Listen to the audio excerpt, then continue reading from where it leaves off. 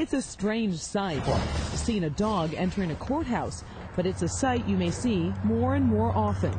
You just see a little smile on their face when they see a dog come by. The dog's name is Amos. He's a 2-year-old, 60-pound, purebred chocolate Labrador.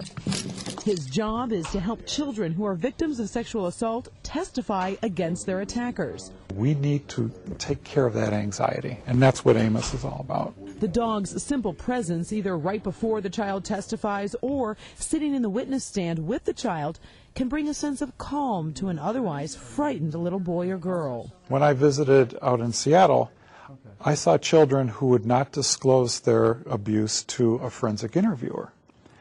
But you bring a dog into the picture, and they would sit there and look at the dog and completely disclose to a dog. Dan Kojin is the director of the Canine Advocacy Program. It's a nonprofit that doesn't cost taxpayers. Right now, Kojin is just getting the word out that Amos is available and willing to work and help children testify. He hasn't had any cases yet, but hopes that will change soon. He's very quiet. He will sit in a courtroom for extended period of times without causing any kind of disturbance.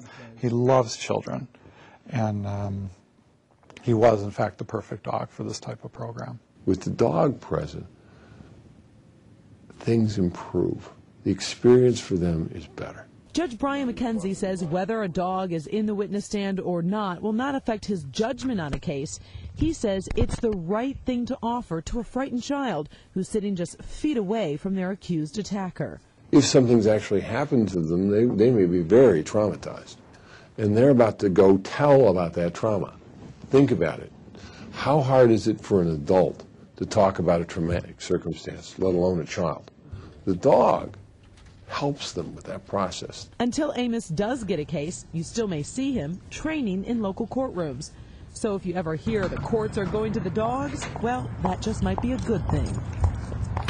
The Oakland County prosecutor is considering this new program, but says more research needs to be done. Meantime, the Waterford Optimist Club is helping foot the bill, as well as Dan Kojin and Amos's owner.